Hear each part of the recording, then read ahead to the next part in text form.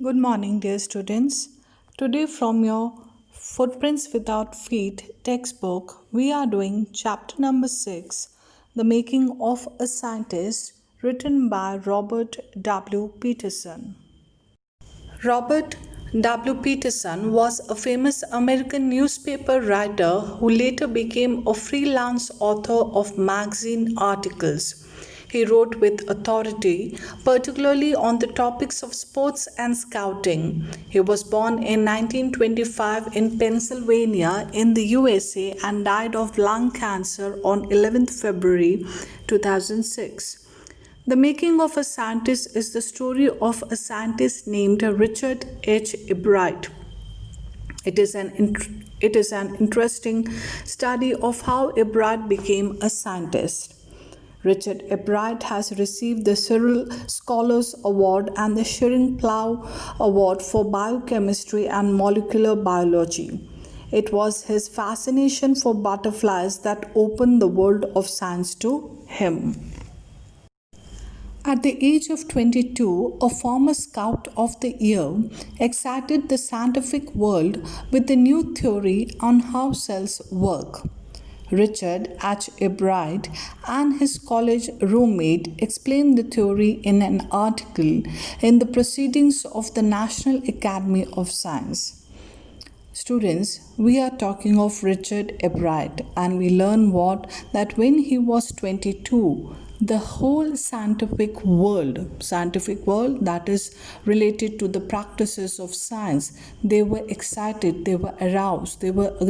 Why?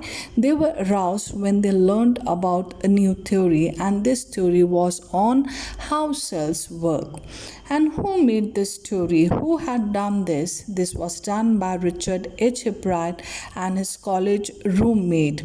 And they explained this theory of how cells work in an article. And this article was published in the Proceedings of the National Academy of Science. And we have been told that Richard Ebright not only was into science, but he was also honored with the Scout of the Year a previous year. So he was not only just interested with his scientific books or other things, but he was interested in many things, whether it was scouts also.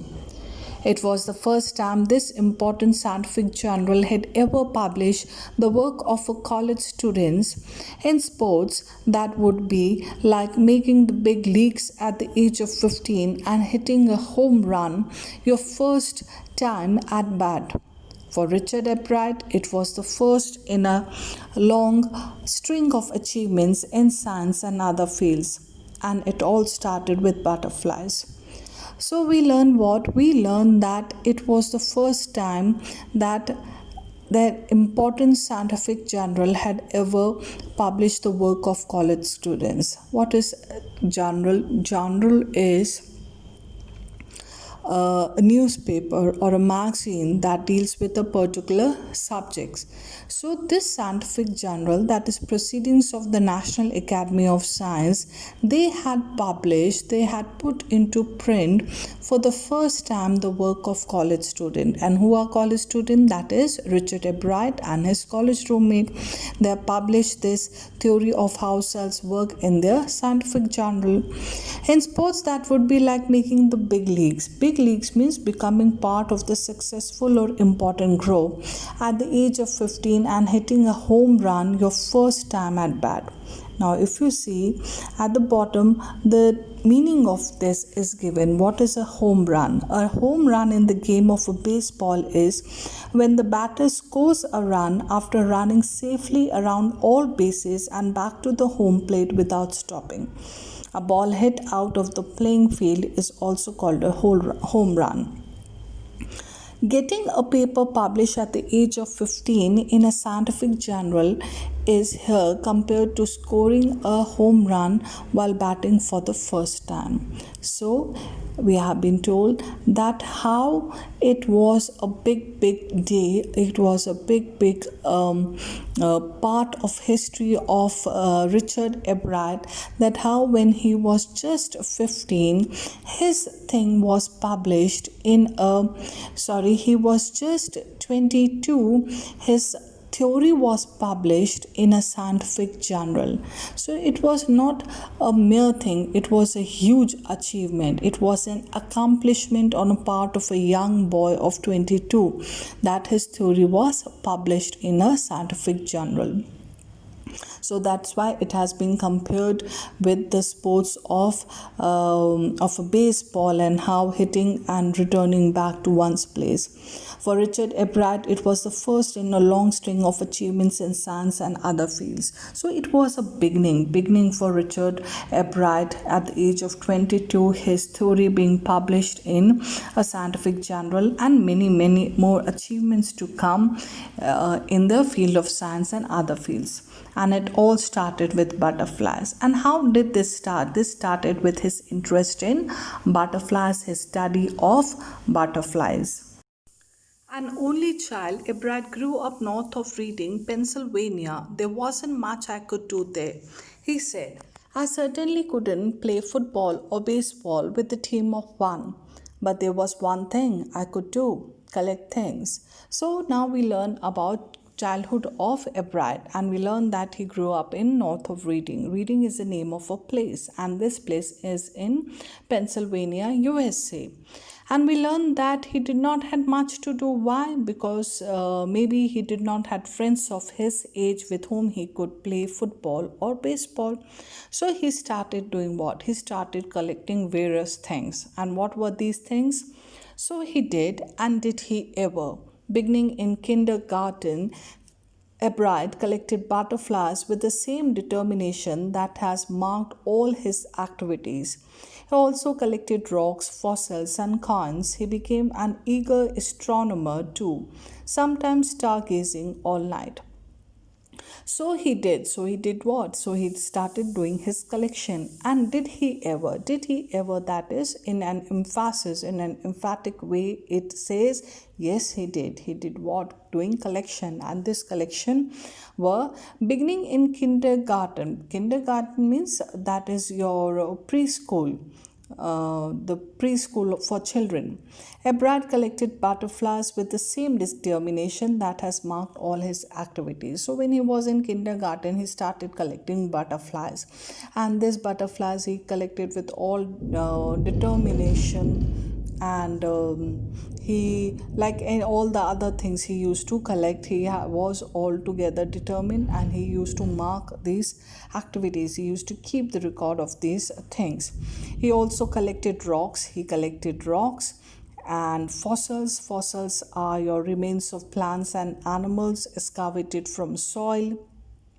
And coins. So many people are into doing collection. You might have seen some are into stamp collection, some are into coin collection. So Ebrard also had this kind of a hobby, you can say, where he started doing his collection, but then his collection became his passion, and this passion was towards the collection of butterflies. He became an eager astronomer. Eager, that is curious to know things. Astronomer, that is one who is into stargazing. To sometimes stargazing all night, that is to gaze at the stars, to watch at the stars throughout the night. For the first time, he had a driving curiosity along with a bright mind.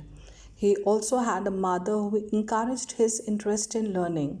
She took him on trips, brought him telescopes, microscopes, cameras, mounting materials, and other equipment, and helped him in many other ways. So he has this curiosity, he had the strong desire So he was into what? He was into collecting things, and from the very beginning, and he started collecting rocks, fossils, coins, and his major interest in collection was of butterflies.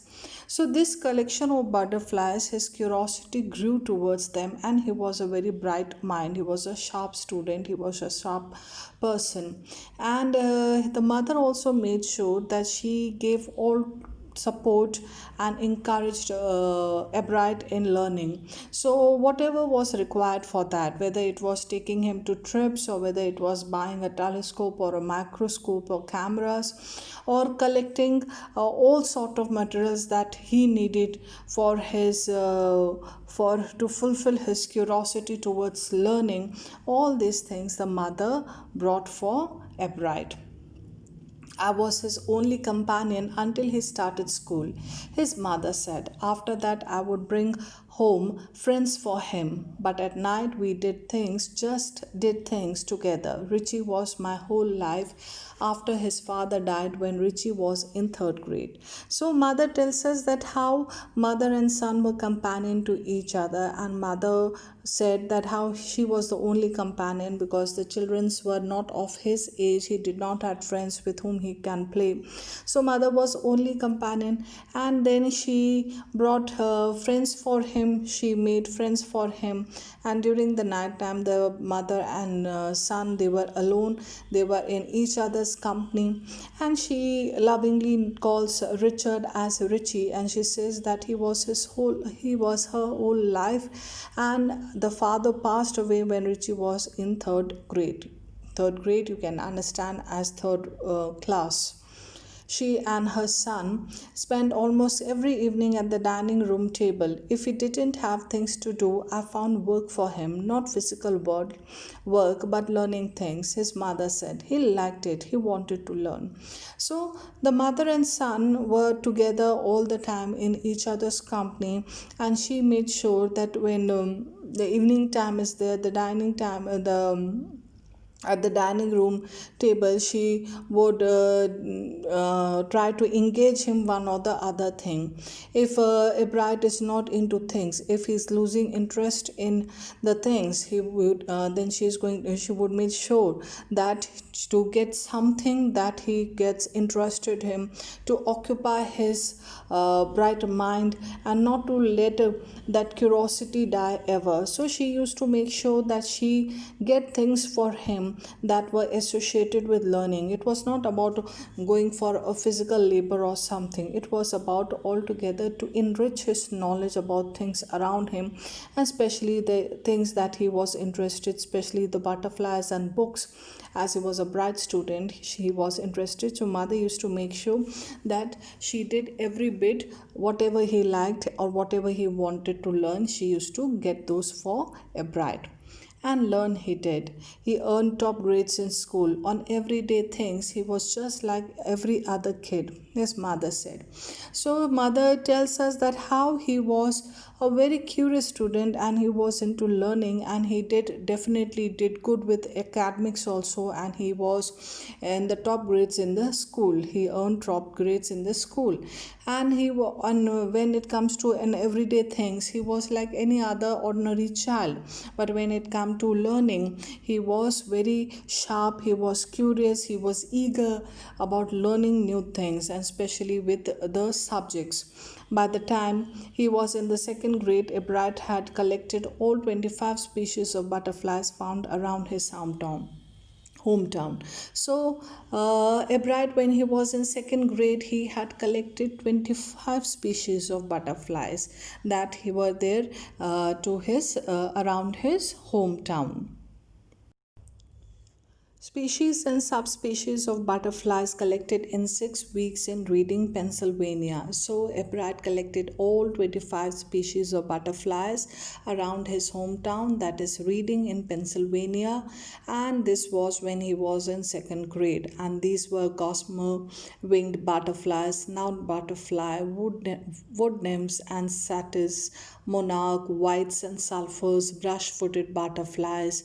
So you can see these 25 species of butterfly. At that age, it was just a hobby. It was just his interest but then this interest turned out to be his passion in the later years to follow, and this is what his collection is. That probably would have been the end of my butterfly collecting, he said. But then my mother got me a children's book called The Travels of Monarch X. That book, which told how monarch butterflies migrate to Central America, opened the world of science to the eager young collector. So he says that after collecting this 25 species of butterfly, my collection of butterfly was done. I've collected a whole lot of many butterflies, and it's all started with his interest and desire into collection. It had nothing to do with his future. It had no plans to do with his passion or anything related to science. He said it would have been a full stop. It would have been an end of by collecting 25 species of butterfly. But before this passion could die, before this eagerness of collection of butterflies could die, the mother gifted him a book, and this book was a children's book, and the name of the book was The Travel of Monarch X. This book mother gifted to the son, that is Ebrard. That book, which told how monarch butterflies migrate to Central America, opened the world of science to the eager young collector. So who is the young collector over here? Young collector is Ebrard himself. And who's a collector? One who is into collecting things. So he was into collecting butterflies. So getting that book and going through one, a whole world of science was open to him, and his curiosity increased. He was eager. Why? Because he learned that how monarch butterflies migrate to Central America. And these monarch butterflies are what? These are large migratory orange and black colored butterfly that occurs mainly in North America. So this book had opened a world of science for the young, eager, curious Richard Ebrard.